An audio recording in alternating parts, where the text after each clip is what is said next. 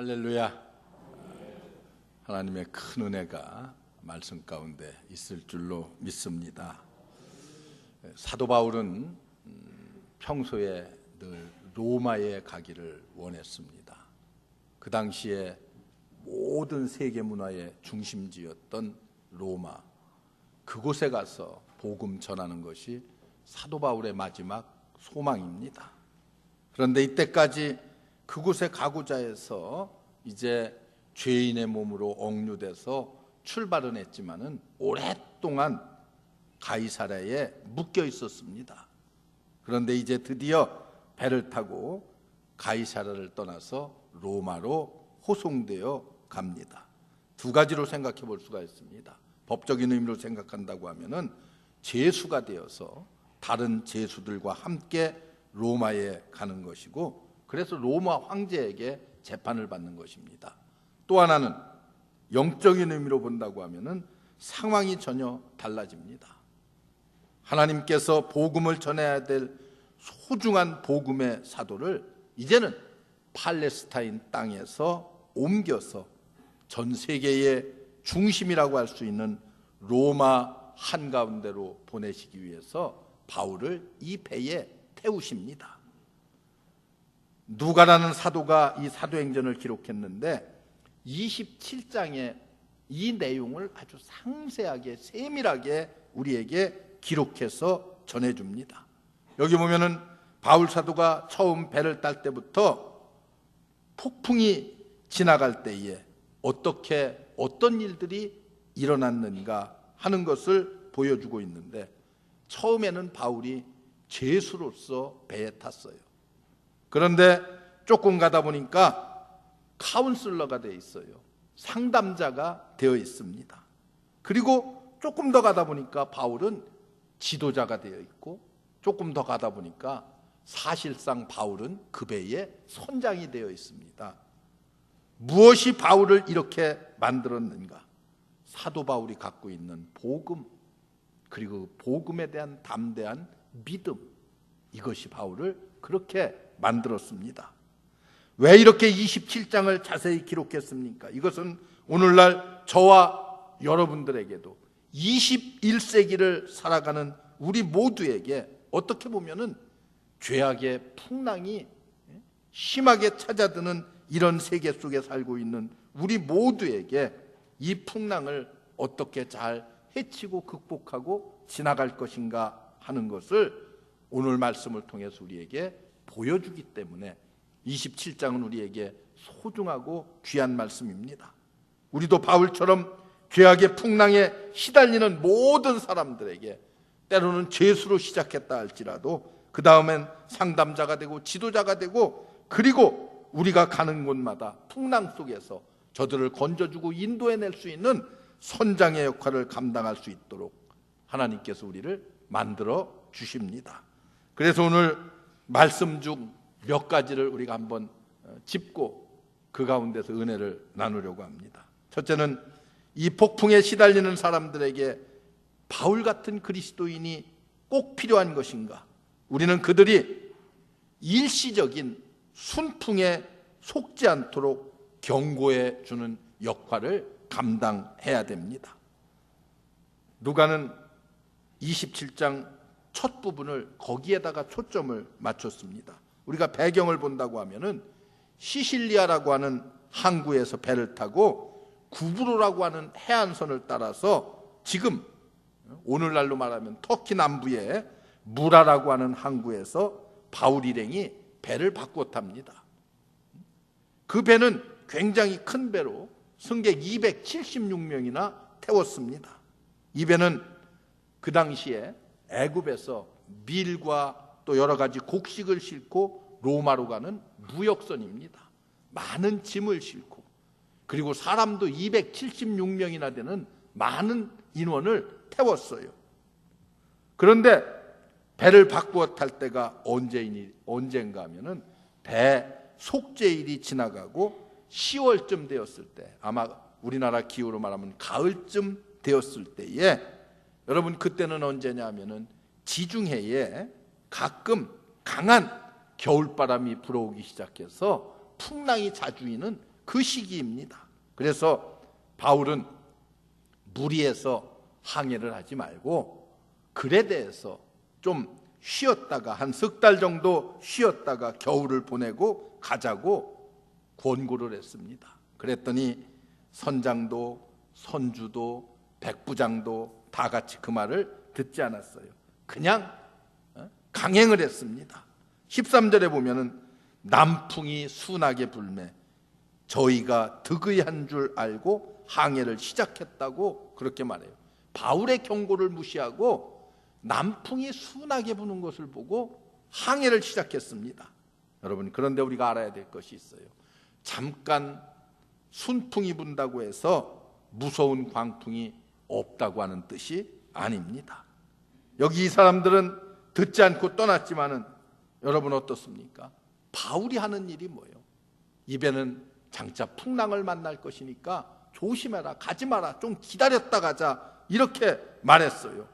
일시적인 순풍만 보고 쫓아가는 사람들에게 경고의 메시지를 전해주고 있습니다. 여러분, 우리도 세상을 살아갈 때에 잠깐 평안하고 행복한 것이, 그것이 영원히 지속되리라고 속고 사는 사람들이 얼마나 많은지 몰라요. 예를 들면은 어느 분이 경마장에 가서 경마표 하나를 샀는데 아주 그것이 대박이 맞아서 큰 돈을 벌었어요. 그러면 여기야말로 내가 올인해야 될 곳이로구나 생각하고, 여러분 그곳에 올인하면 어떻게 되겠어요? 거기에 문제가 생기는 거 아니겠습니까? 그 미련 바라보고 따라가다가 재산 다 날리고 패가 망신하고. 여러분, 우리는 언제나 하나님께서 권고하시는 것을 볼 수 있어야 돼요. 하나님의 말씀이 때를 따라 우리에게 깨우쳐 주시는 음성을 들을 수가 있어야 됩니다.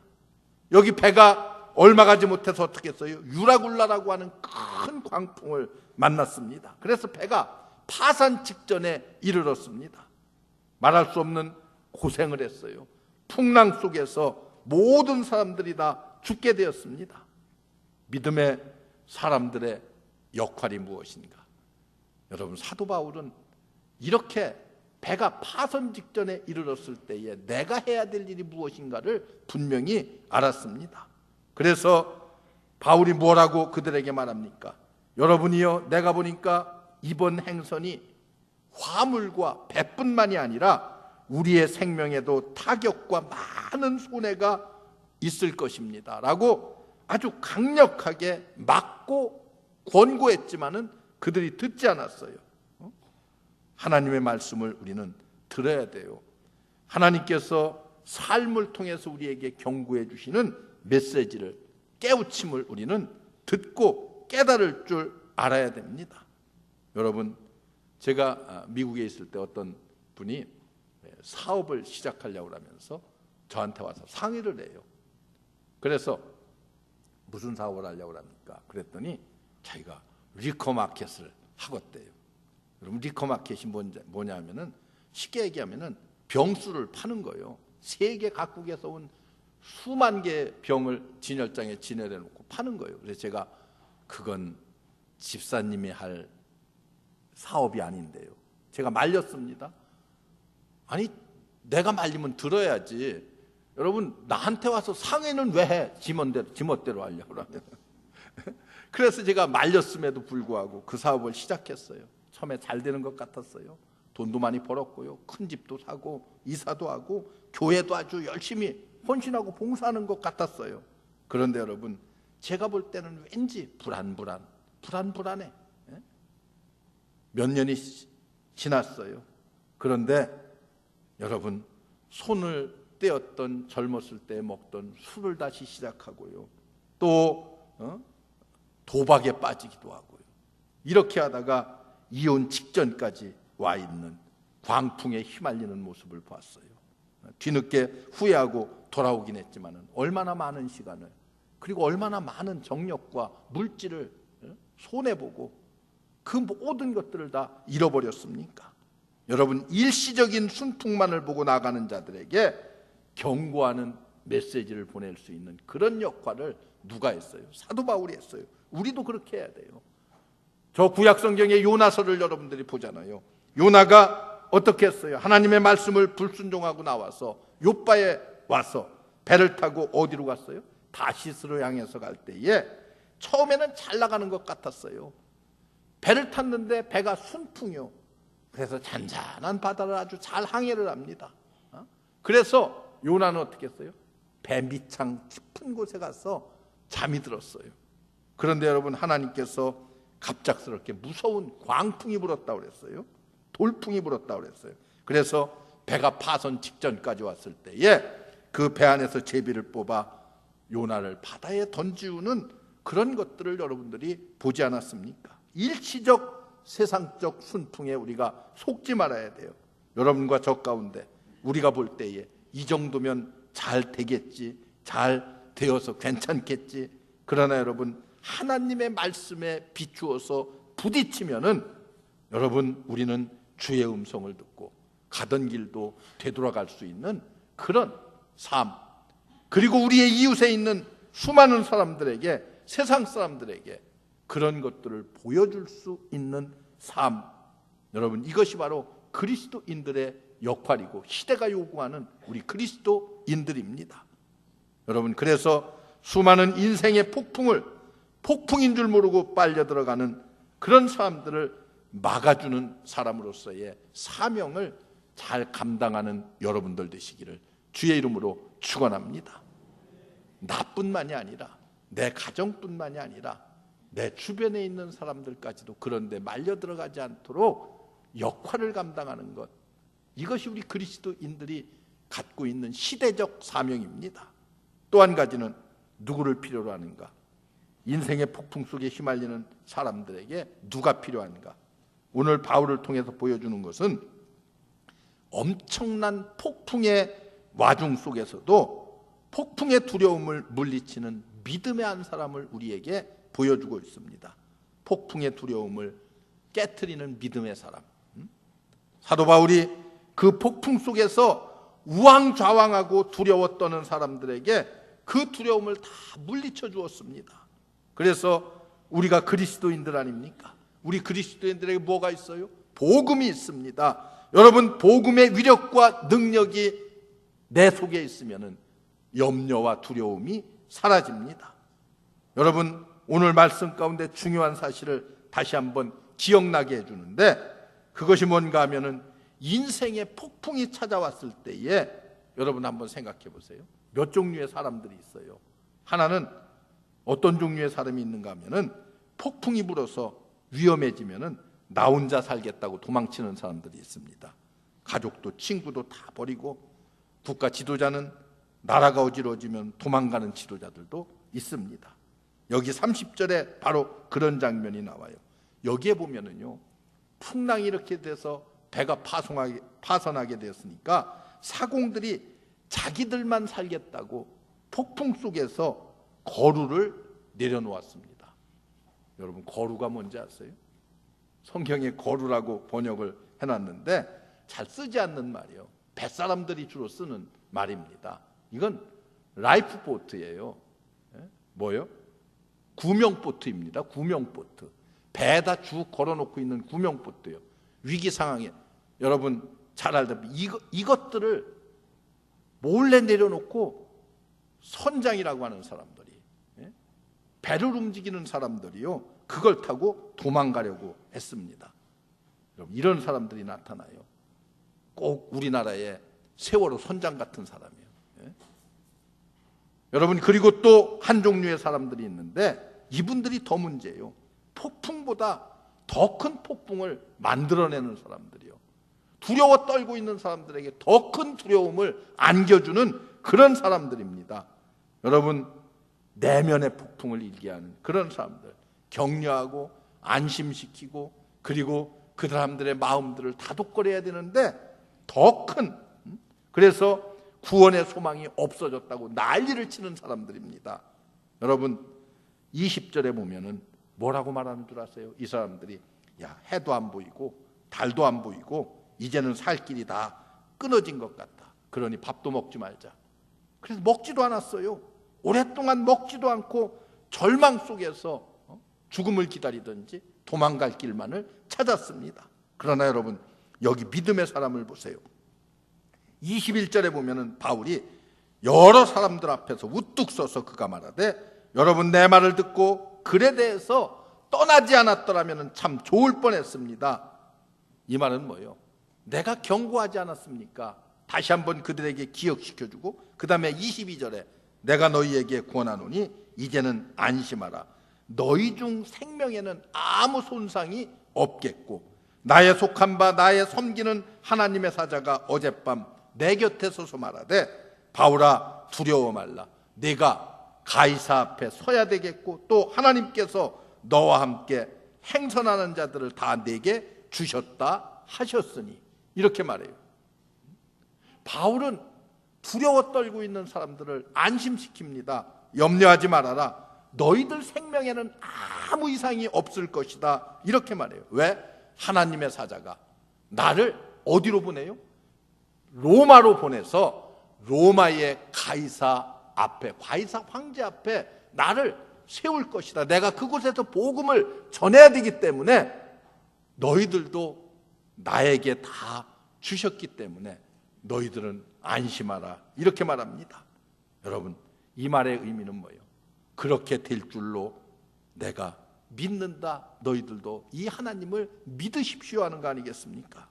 여러분, 이 폭풍을 물리치는 절망을 깨뜨리는 한 믿음의 사람이 나타나니까 그 배에 타고 있던 바울을 비롯한 275명의 수많은 사람들이 이 폭풍의 두려움을 극복할 수가 있었습니다.